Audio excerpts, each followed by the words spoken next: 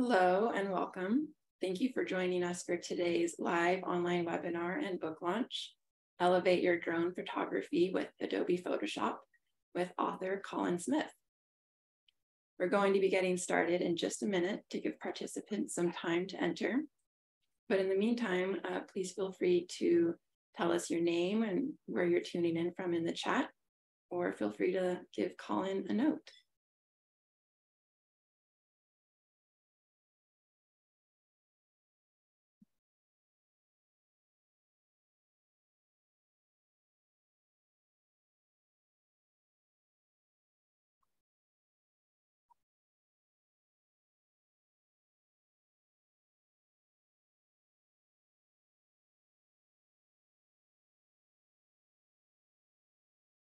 Welcome everyone. If you've just joined us and you're here for our live online webinar and book launch, Elevate Your Drone Photography with Adobe Photoshop, you've come to the right place.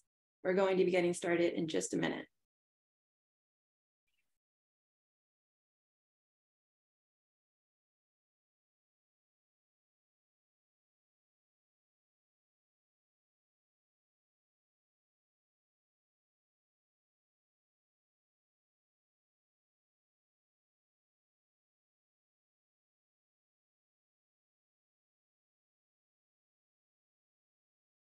All right, we may have some more participants who will be joining us in progress, but we're going to be getting started now.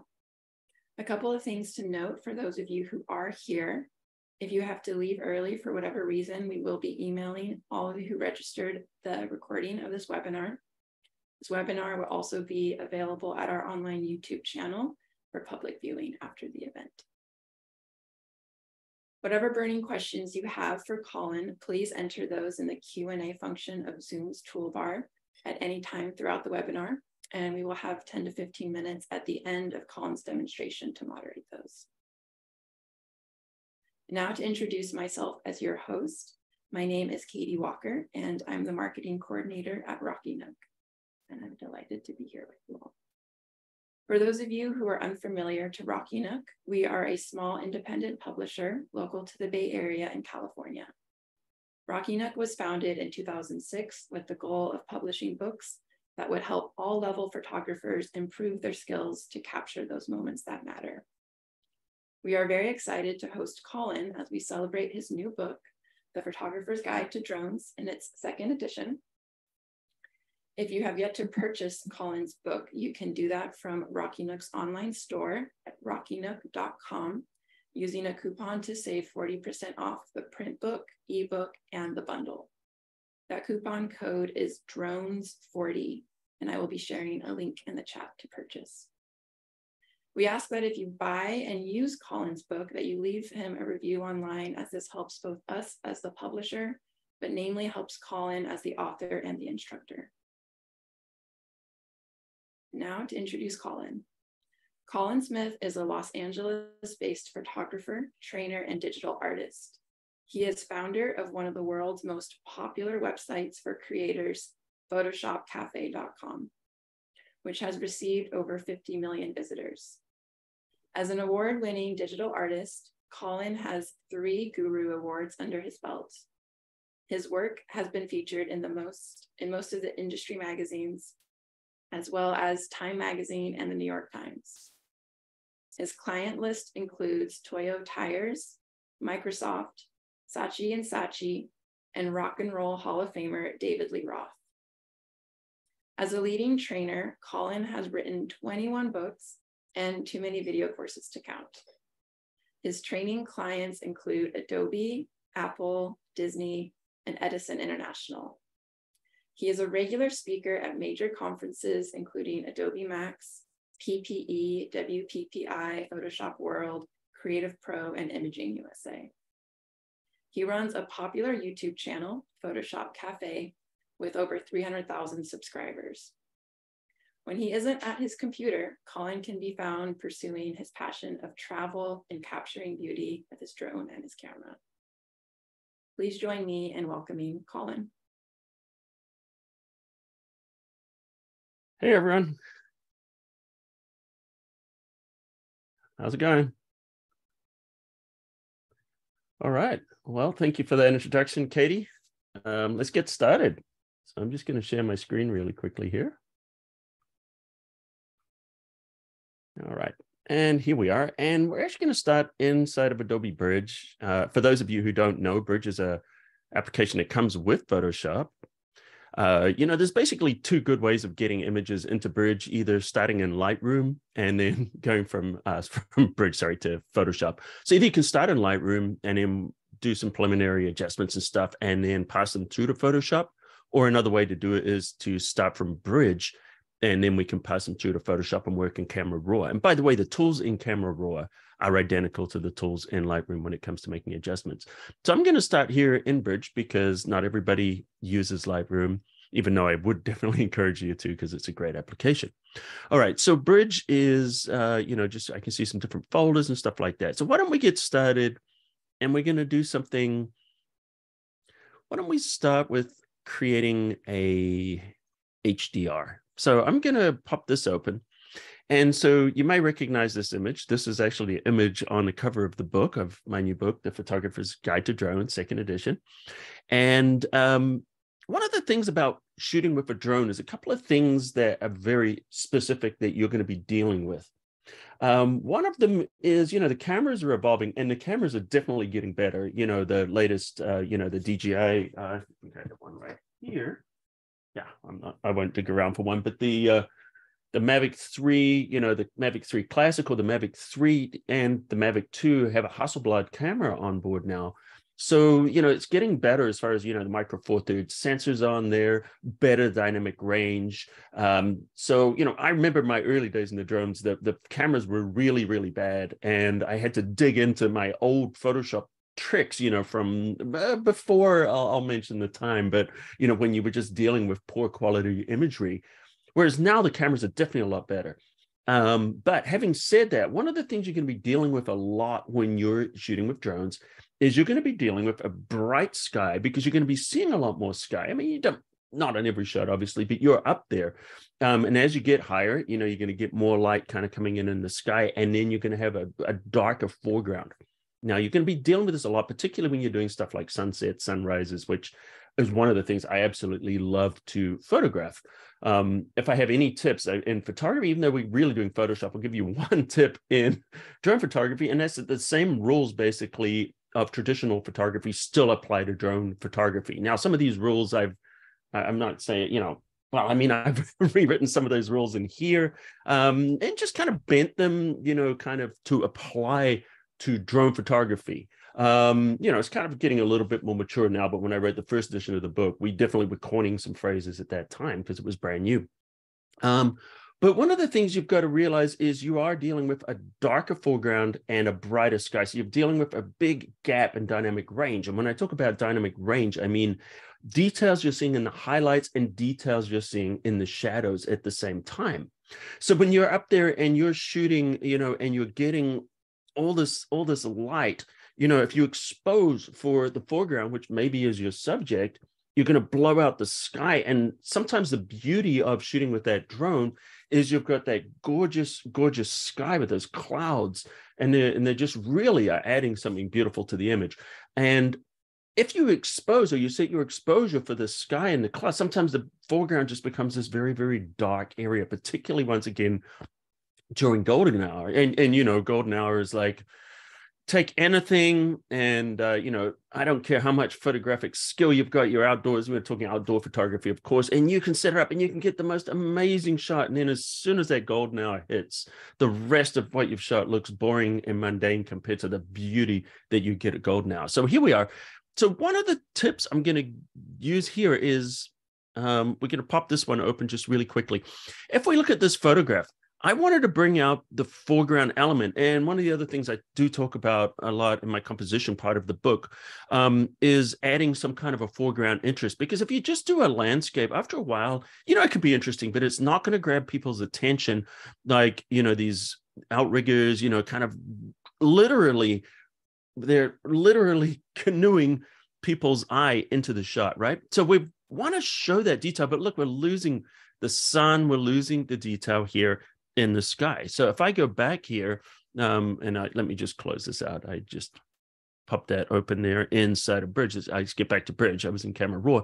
Now, if I do a darker shot, let me just hit the space bar so we can see this. Look at this. Now we've got the beautiful sun dipping here on Balboa Island. We've got look at the detail here in the skies. It's just magical looking clouds, but we're losing a lot of the detail here. So one of the things that I like to do is bracket. And all the DJI drones, and I'm saying DJI, I mean, this really applies to any drone. I just say DJI because that happens to be what I'm flying. And, you know, most drones have the ability to do auto exposure bracketing. Usually they've got a 3 or a 5 option.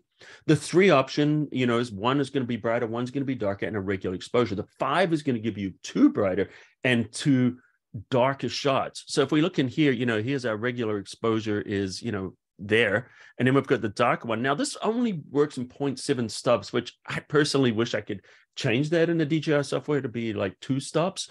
Then I wouldn't shoot 5. I'd only need to shoot 3. So I'm shooting 5 to get that dynamic range. So this one here, you got your regular shot, then it underexposes by 2 stops. Then it underexposes by another 2 stops. And look at how much more detail we can see here. And it's just picking up all that highlight detail where nothing has been blown out. Because once it's blown out to white, there's no color. It just becomes gray when you brighten it. And that's where, you know, when you're lacking that dynamic range, you try and punch it out and it just is this ugly gray. So you definitely want to have that color in there. Now, on the other side, you know, it does 2 over, and that will give me a lot more of the detail here in the foreground and some of the areas, and then it does another 1 over, and these are 0.7 stops each time. All right, so what we want to do is we want to merge all of these together into an HDR where we can just use the full dynamic range, like merge it into one photograph, one DNG, and then I can make all the adjustments it would make, but I've got more to work with. You know, so that's going to work nicely here. So what I'm going to do is I'm going to select all 5 of these in Bridge, and then I'm going to right click. And now there are some tools here where I could go, you know, just let you know here, there's tools here where we can go into Photoshop. And under Photoshop, we have the ability to merge to HDR Pro, but we're not going to do it that way for this instance. What I want to do is we're going to go right click and we're going to open in Camera Raw instead. Now, when you're in Bridge, if you select multiple images and you open them in Camera Raw will open multiple images at the same time. And we can see them. There they are. And, you know, that's them. I can change this to a vertical if you want. So you can change the thumbnails here. I like to go to vertical because I want to see my photo nice and big, and then just have these off to the left on the side. So we could go through here and we can click through each one of these images if we want, and we can see them. Now, this is Camera Raw that's inside of Photoshop. Now, there's 2 ways of getting into Camera Raw from Photoshop. One is to open the images in Photoshop, and then you go to Photoshop and you choose Filter, Camera Raw. Now, for this kind of work, I don't recommend doing it that way. I recommend going directly from Bridge for a couple of reasons. One, when you go directly from Bridge, you're still working with the raw files. If you look at these images, these are DNG files. And, you know, it goes without saying, but I'll say it anyway. If your camera has the ability to shoot in JPEG or RAW, choose RAW every time, because it's going to give you a higher bit depth, meaning it contains more colors. And also it's going to contain more dynamic range, meaning it can handle more shadows and highlight detail at the same time. And you're going to get smoother banding. So there's just, and, you know, and there's a lot of reasons anyway. So when we've got these images here, what we want to do now is we want to put them together into one image. So I'm just going to hold the Shift key and I'm going to click on the top. And now we've selected all of these images. Now you're going to see there's different options in here. We can tap on these little options here and you can do different things here. But what we're going to do is we're going to right click. And when we go in here, you'll see the option to merge to HDR. And this is the option that we're going to choose. So why don't we click merge to HDR? And right now it's going to create a preview. Now you can see the preview window is this huge window just because I dragged it out. You know, it starts smaller. You know, you'll see there's a small window, but I like to have it nice and large. And then if we look, we've got some options over here. And some of these options, if we look at these, we have the option to align images and apply auto settings. So let me take these off. Did you see when it kind of shifted a little bit? So the auto align is really great. What it does is it looks at the different images and then it will stack them. It'll move them around a little bit until they line up. Otherwise, you get doubling on the image. So that's one of the things it does. And watch how it just kind of moves a little bit. And generally speaking, when you're working with a drone, if it's stationary and you're shooting a bracket, it's going to be pretty good because most of the drones now are using satellites. I know when I'm in the Mavic, it's got more than 20 satellites locked on at one time. And those are just holding it steady in position. And we kind of jokingly call it a tripod in the sky, but it really is. It's actually very stable. And in some ways, on a gimbal, on a drone, it's actually more stable than it would be holding your camera by hand. That's how stable it is now. So anyway, but even if, you get a little drift between shots, maybe a gust of wind or something like that, the align images is just an option to have. Now, the auto settings are just essentially what it does is just a starting place on the sliders.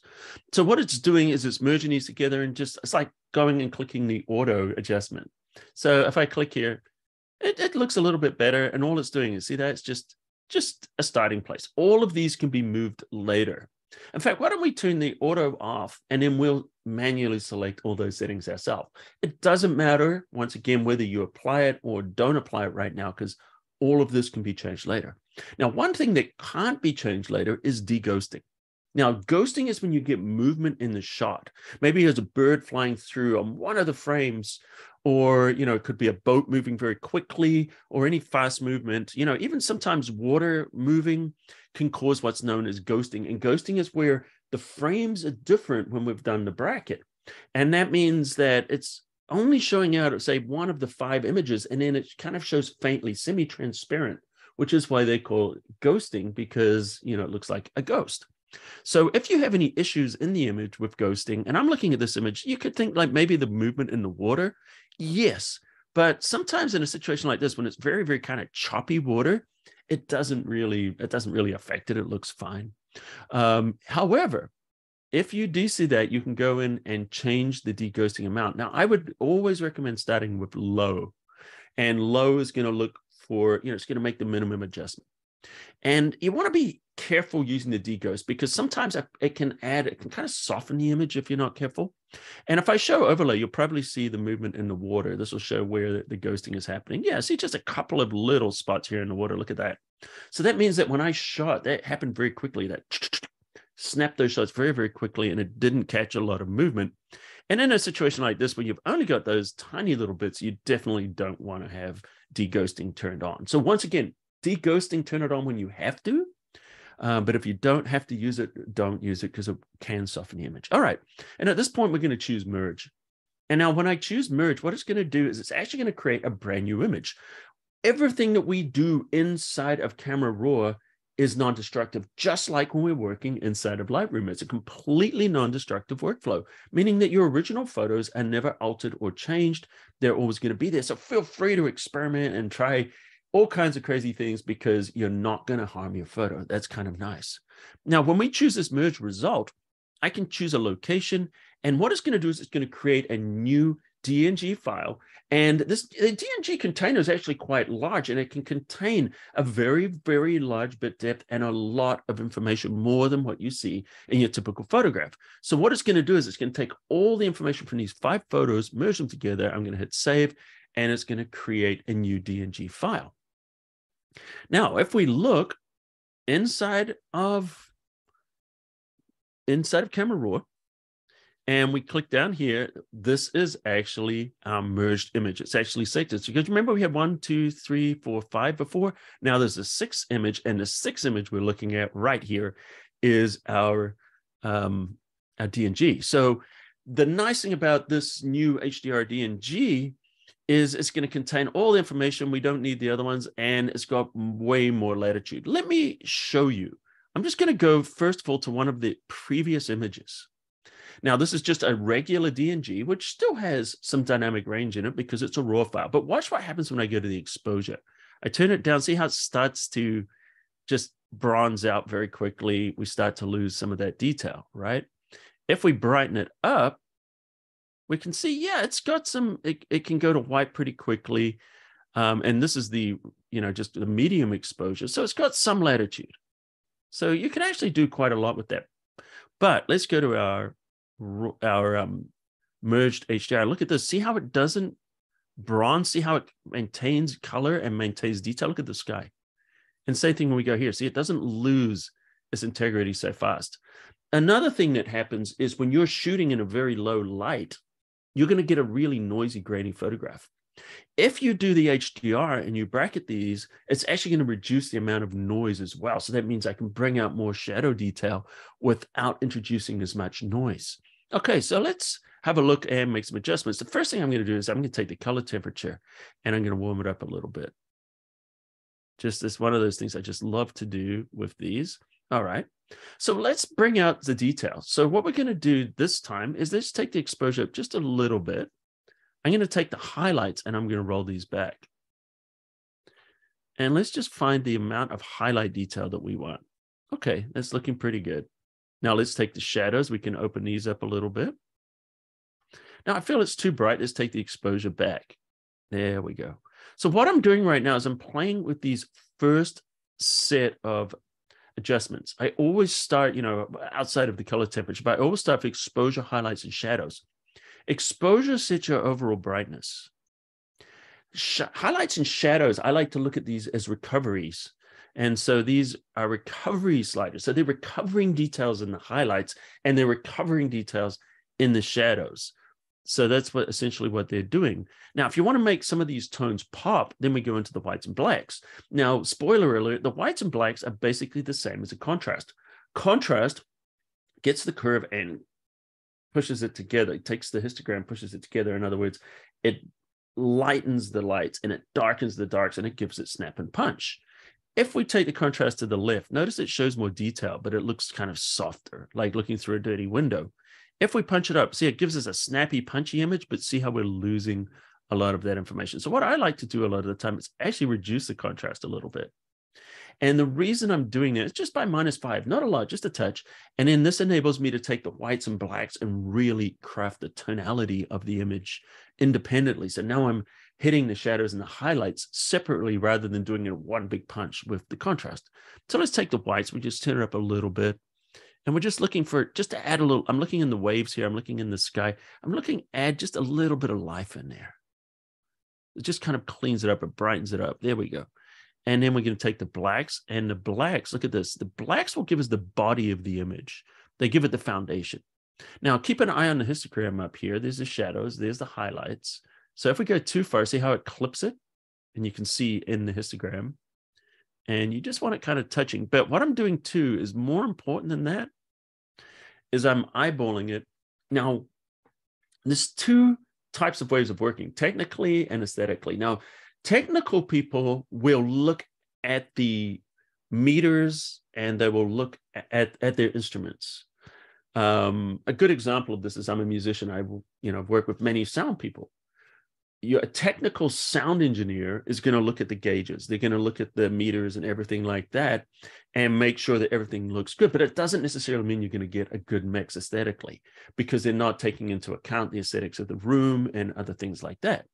So what I'm doing is I'm using my eyes to tell me what looks good and what doesn't, but I'm checking my instruments. So I'm not looking at my meters and then confirming with my eyes that this looks okay.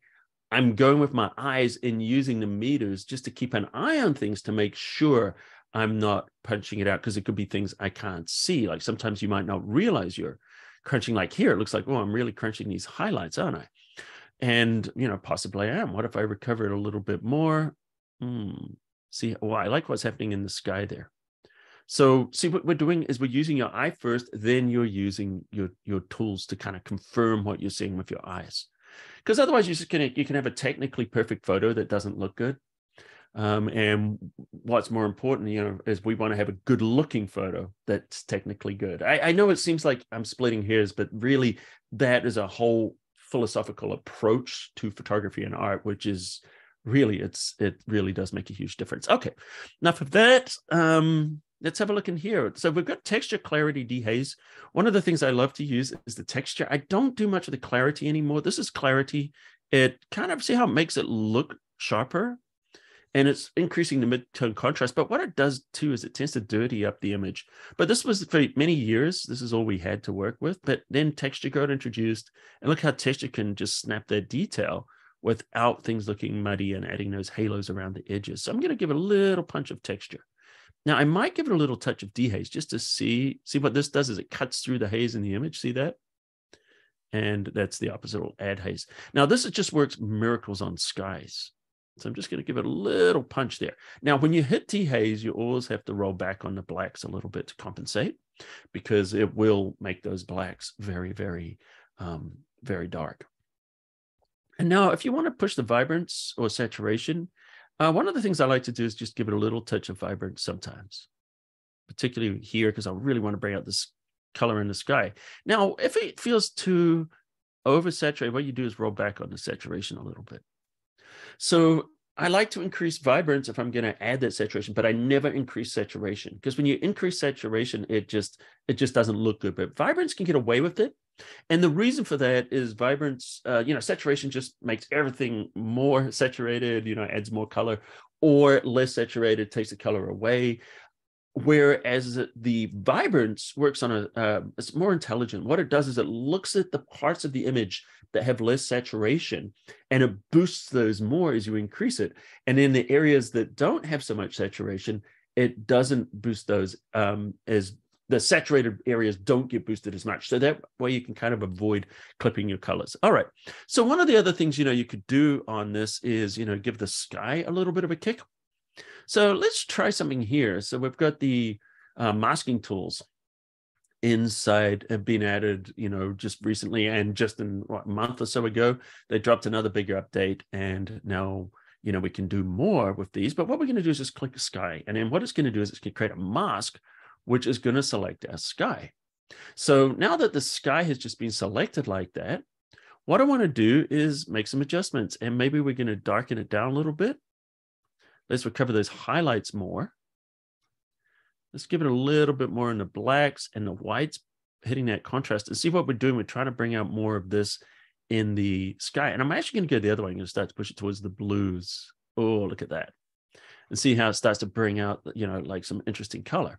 Now, I like sort of what's going on here. Maybe we went a little far with that. Let's take that back a little bit. Unfortunately, there's no vibrance slider inside any of the mask tools. There's only saturation, which is kind of puzzling to me. I don't know why Adobe hasn't put that in there, but I'm not here to question why. So what I'm going to do is we want to kind of just blend this a little bit. So what we're going to do is we can either add or we could subtract in here. So what I'm going to do is I'm going to choose to subtract. And I'm going to subtract a gradient. And then that means I can apply a gradient across here. And as I apply that gradient, depending on which direction it goes, see that? See how it can gradually blend that away. And so I'm going to hold the shift key. That'll get it nice and level. And I'm going to pull it down. And so what I want to do here is I want this adjustment to kind of blend. So we're not just hitting the whole sky, we're just kind of blending the sky. So this adjustment is going to be stronger at the top than it is at the bottom. And now that we've done that, we can take the exposure maybe down a little bit more, start to darken it. See how it just affects it more at the top now and not the rest of the image. And to go back, we're just going to simply click back on our edit button. All right, so, if we were to look at this, there's our before and then there's our after making those adjustments. One of the things you might want to do is just give it another quick little pop of exposure there. And you can see that we're able to bring out, a lot of information here in this image. Now, we could go through and, we could do things like sharpening and noise reduction and other things like that. Now, generally speaking, when it comes to things like sharpening and noise reduction, a lot of the time, it depends how I'm going to use the image. So I will generally save this image and then maybe make a copy of it if I want to do that. And the reason for that is if you're going to be printing it small, you're printing it large, or you're saving it on social media, or you're saving it for the web, you're going to want different amounts of sharpening and you're going to want different amounts of noise reduction for those different purposes.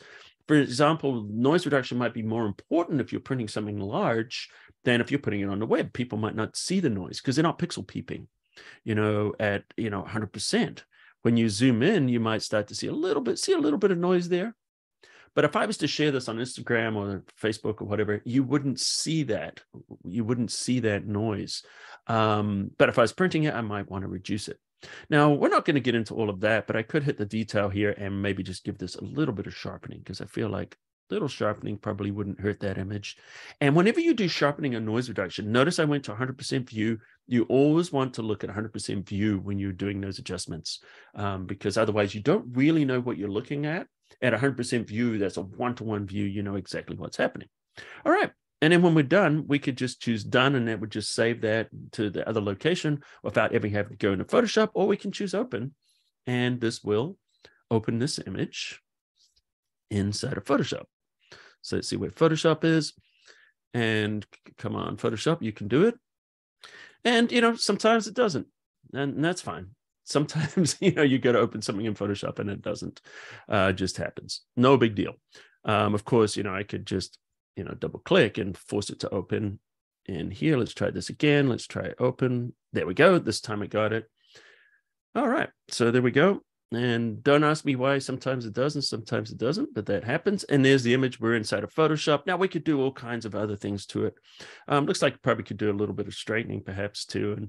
But we're not going to do all that. We're going to move on to some other things. Now, what I'm going to do is I've got some other techniques I want to show you guys. I know we kind of went in depth there and, went into a lot of explanation. I think I'll kind of pick up the pace on some of these other ones, and we'll just kind of move a little bit faster and not go so in depth at the explanations.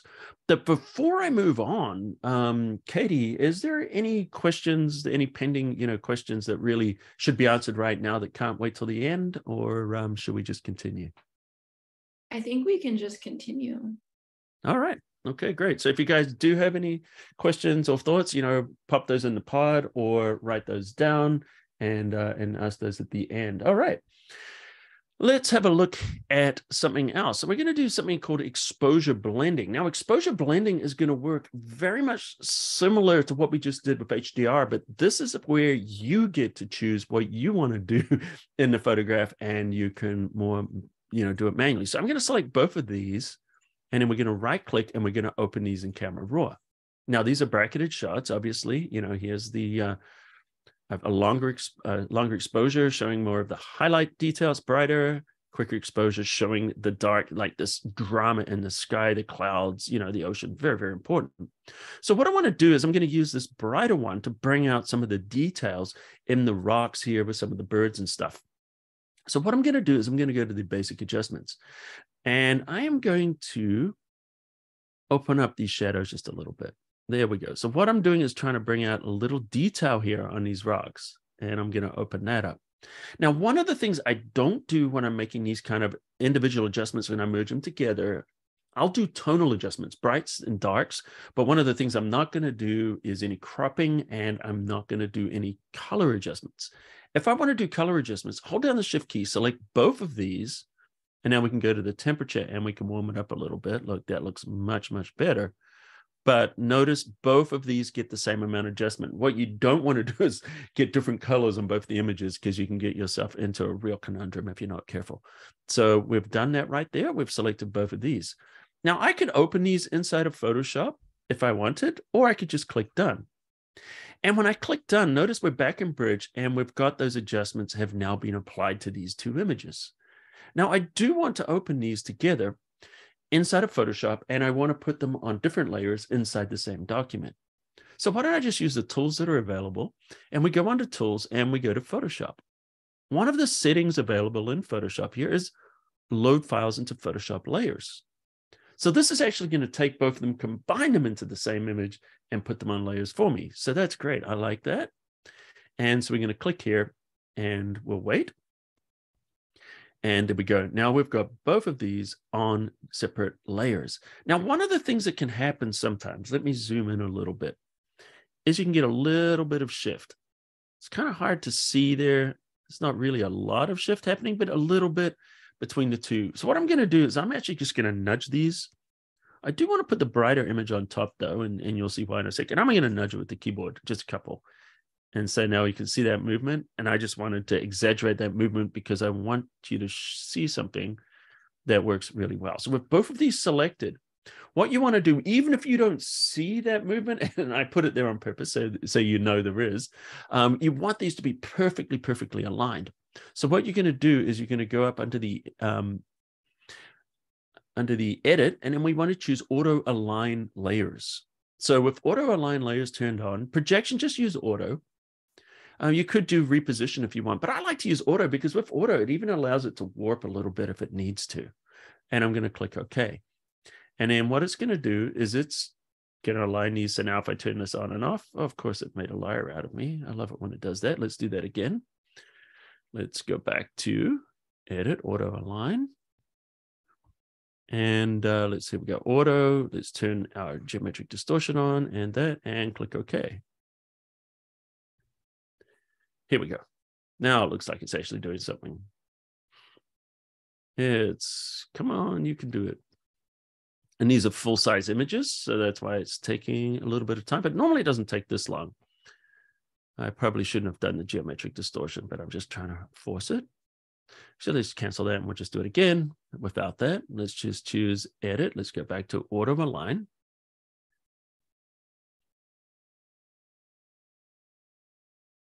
Let's try that again. Auto, let's turn that geometric distortion off and then force it again. There we go. And if we look at it, yep. All right, that's good. Okay, so now what are we going to do with this is I'm going to actually mask out the top layer. What I want to do is I want to hide this bright layer. And then what we're going to do is paint in the areas that we want to show those highlights from the brighter area. So with that selected, we're going to hold down the Alt or the Option key and click on the layer mask. And this sets a black mask. So if I hit the white and click, you can see, there we go. So what this is going to do is it's going to just enable me to grab a pen or, a mouse, whatever, and then we're going to paint with white. And as we paint with white, it's going to bring back the details. Let me show you. See how those, let's make that a little bigger so you guys can see it easier. So as I'm going to do that, I'm going to be able to merge these two images together in order to just kind of show the detail where I want that detail to kind of snap and pop. All right, so let's go into the brush settings. First thing I want to do is I take the brush setting all the way down to hardness. And then I also want to adjust the, I'm going to hit the 1 key. Actually, let me hit the 0. Do 100% opacity. I'm going to hit the Shift 1 key. And what that's going to do is it's going to set the flow to 10%. So that means that it's going to build up over time. So when I hit it, it doesn't start with 100%. It's going to start with that 10%, and then we can build it up. All right, so now what I want to do is I want to go into my adjustments here, and I just clicked on the brush adjustments, and I'm using a Wacom pen, so I'm using pressure sensitive pen. It could be a, a Sense tablet or a, it could be an iPad that you're using, in Sidecar. It could be a Microsoft Surface or whatever it is. I happen to be using a Wacom, but if you're using a pressure sensitive pen, if you don't have one, I really recommend it. It's well worth it if you're retouching photographs. And so we're going to go to transfer, and I'm going to set opacity to pen pressure. That means the harder I press, the more I'm going to get, kind of like sketching with a pencil. So that enables you to blend things in a way that you can't do with a mouse. And that's why I would say, it's good to get these kind of tools. All right, so what we're going to do is I'm going to paint with, as I paint with white, it's going to hide the contents of that layer. So I'm just going to zoom in a little bit, and let's see what we've got here with our birds on the rock here. And now if I hit a brush and I'm painting with this white brush, watch what happens. As I start to paint, see how it brings out the details here in the brighter part of the image. And let's just increase that. And we can see that we can just kind of brighten those. It looks like that auto align for some reason did not work. I'm just going to nudge it back. That's so weird. I'm just going to nudge it back. I think I moved up 1, 2. I did 1, 2, 3. There we go. So I'm just manually putting that back to where it should be. I have no idea why that didn't work. Works every other time, of course, when you're going live. It's what happens. It's the fun of live streams. All right, so there we go. So we're not getting that doubling. And now what I'm doing is I'm just kind of painting back some of the detail here into some of the areas that I want to show that detail. So rather than, just doing the HDR across the whole image, we're literally, and this is worse with things. See the water spray? If we were doing an HDR, this water spray would be really hard to control. But because we're doing it this way, it's working quite nicely. What I'm going to do, though, is I am going to just turn up my flow because I just want to do this quickly. So I'm going to apply this much, much faster than I normally would. Normally, I would take my time with this and really kind of craft out the image, but I just want to kind of show you. So we're going to zoom out a little bit. And, you might pick up some of these areas you want to brighten up. See how it's just kind of popping. And then I'm going to take this quite large. And sometimes you might want to just kind of brighten up some of these areas in the foreground. See how you're kind of bringing the viewer's eye into the photograph. I like to keep it darker on the edges. And I almost feel like I want to make this other image a little bit darker too. So why don't I just apply a curve? So I'm going to go in here and I'm going to do a curves adjustment. And so I popped open a curve. So what it's going to do is it's going to affect the layers underneath. So I'm going to take these shadows and I'm going to pull these down. See what we're doing? We're darkening the image behind a little bit more there. That's more what I want. And I see there was a little bit there that shouldn't have got hit. So I'm just going to hit the black. That was when I was showing you guys where it was working. Let's go back. And now we're painting on the mask and you're going to really see more of a difference now because that background is a little darker. So I might pop a little bit of light here onto the horizon, just a touch, and just kind of painting. So it's almost like we're literally just dodging and burning now with the layers. And see how we can start to really just start to craft and shape this image. There we go, kind of like where we're going with that. And, so if we would look, there would be the before image, it's kind of like that. And now afterwards, see how we're just kind of lighting up the area of the image that we want to do. Now, generally speaking, when I do this, I like to go in and just really do it very, very close up and just really take my time with this. But I just want to show you how that works here. Let's go back into Bridge. And let's just do something else. Just which time we got there. Why don't I show you a quick panorama? So what I'm going to do, here's a panorama. This is Balboa Island. 1, 2, 3, 4, 5, bunch of pictures here. And so all I did is I shot and then I rotated the drone as I shot each particular shot. So I'm just going to show you the basics of putting a panorama together. So we're just going to right click and then we are going to choose to open these in Camera Raw. Now, once again, there's tools inside of Photoshop where we can do HDRs or panoramas, but I want to show you guys the tools here. So if I select all of these, hold down the Shift key and click on the last one, or select them all. And then I can right click, and then we have the ability to merge to panorama. All right, so we're merging this panorama. And so what this is doing right now is it's creating a preview. That's why it looks low resolution, because it hasn't merged them yet. This is just a JPEG preview. And let me turn the auto crop off. So there's a lot of different ways we can work with these, for getting rid of the transparency. Just for the sake of time, I'm not going to go through them all right now, but we'll just use the auto crop, and the auto crop will get rid of all the transparent areas. But if you want a little bit more on the top and the bottom, we can do that with the boundary warp. And boundary warp is just stretching the image. If I turn off the auto crop, let me just show you so you can quickly see that's what it's doing. See there? And you might do that if you just want the image a little bit taller, or there's certain parts of detail that you want to keep on the image, which are being lost. And then, of course, we have the option to do auto settings on here, just like we would on the HDR. Once again, all it does is it just applies some settings. So we're going to do the auto crop, and we're going to click merge. We'll just do this one quickly. And this is going to create another image, just like it did when we did the HDR. It created an additional image. And notice what it's doing here is it's creating an additional image that will be saved on your disk right next to your other images. Those will be untouched. They'll be left alone. And in here, we have our panorama, and we can go ahead and we can make all our adjustments in here. So I might warm it up just a little bit. And I'm going to take the highlights, pull those back quite a lot, maybe all the way, because I want to bring out as much sky detail as I can. And watch what happens when I hit dehaze, just so you can see. See how it really makes those clouds pop? but you've got to be careful with it because it will increase that contrast. I'm going to take that back and roll back on the blacks to compensate for it. But I love how that cloud detail just kind of really gets popped. And we could open up the shadows just a little bit if you want to. I'm going to hit some whites here. And I'm actually going to go back to the blacks a little bit. And so we've made some basic adjustments. And if we look at that before and after, not heavy adjustments, but enough to make a difference. Now, one of the things I do like to do in the skies, you saw I used the select sky. One of the ways I prefer to do it a lot of times just to grab the linear gradient and then just pull this back up. And then we can just kind of make the adjustment. But it looks like I need to flip this all the way around because it's going the wrong way. There we go. And then at this point here, you can take the exposure down a little bit at the top. And we'll take the contrast down. And let's see what we've got as far as other tools. I want to hit the dehaze a little bit more. And I want to hit that texture, really make those clouds pop. And then we can just go back here to the adjustments. I notice there's a little stair step here. And these are the kind of things that you're just going to go into Photoshop. And, you can fix these, if just different clone stamps and different types of tools.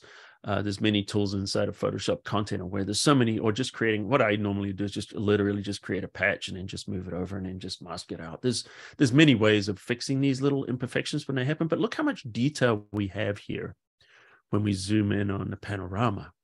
Look at that. We're getting a lot of detail because what it's doing is it's putting all those images together and it's creating this very, very large image, which when you look at them large printed out, they're just absolutely stunning. There's nothing like seeing, I have a relationship with Epson, and in the past, trade shows like Photoshop World or Imaging USA or WPPI, where Epson have been printing these out, 6 foot and 8 foot, and it's just something else to see these images printed out really large and seeing all that detail. It's really quite stunning.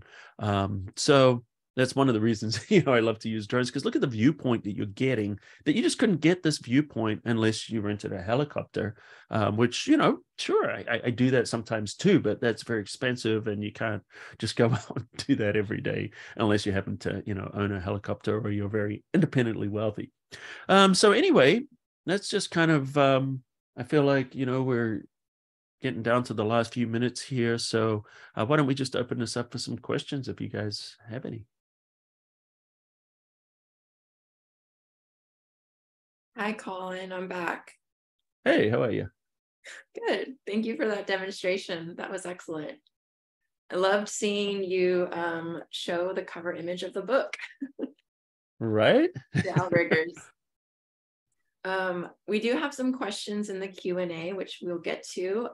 I have my own question that I want to ask, which is, what's your favorite kind of aerial image to take? Well, my favorite kind of aerial image is a lot of what I do show is I love the ocean. I love the coastline. And, I love sunset. So you give me a beautiful sunset over the water with a really beautiful foreground, such as, where I live here in Southern California, or I go to Hawaii a lot. You just can't beat that as far as I'm concerned. Yeah, beautiful. Okay, we're going to open it up to the audience Q&A, and we have a couple introductory questions and then some post-processing questions. So our first question was, does a drone hover in one place long enough to shoot a series of bracketed images? Which I think you may have touched upon this. Absolutely, yes. The drones are getting better and better at staying stable. And in fact, yeah, the drones are so good now that you can literally shoot a time lapse. Because what happens is when it locks into the satellites, and it uses, GLONASS, GPS, it uses all the different systems, also uses the Chinese system. It's Baidu or something. I'm going to say it wrong. So anyway, but it uses all of those different satellite systems to lock onto a bunch of satellites. And then those satellites are like got the positioning down, to a very, very, very tiny area. So even if the wind blows and blows your drone slightly off, it's going to come back to that position every time. So yeah, you can do, I've done slow exposures, where I put a dark ND filter and do a long exposure. There's an example of that in the book actually, as well. So yeah, absolutely. They are very stable. Okay. Next question. I assume when using a drone, we are holding a display that shows what the drone is seeing to know when to activate the camera. Is that correct? I'm not currently a drone user. Oh, yes, absolutely. Back in the day, no. Back in the day, you would have a GoPro and you just hit record video. If you want to do video, if you want to do photos, you started a time lapse and you flew it, brought it in, pulled off the card and saw what you got. Now there's different systems. I probably have one right. Actually, I do. Let me just grab one right here.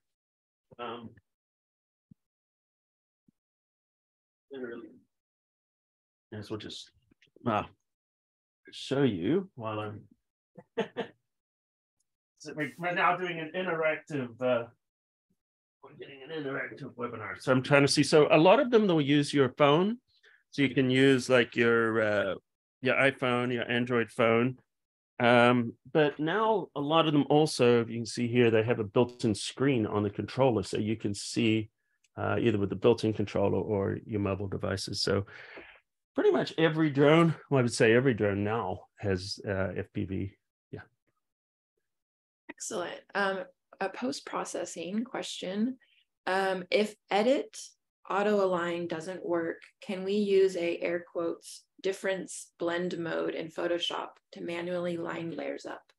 Yep, absolutely. And that is difference mode is exactly how you would do it. So basically you'll see a little line, and then as you nudge it and use the keyboard, the arrow keys will move it 1 pixel at a time. And then when everything goes perfectly black, it's perfectly aligned. Yeah, I don't know why it wasn't working. It's one of those Murphy's laws, that will work every single time until you do a webinar. Paul has a couple of questions. I'll ask those in two parts. He wants to know about the book. Do you go through each of your post-processing methods in your book? I go through everything that I've shared today and more. I'm not quite sure what you mean by each of my post-processing methods, because I have a lot, but I do cover Lightroom, I cover Photoshop, I cover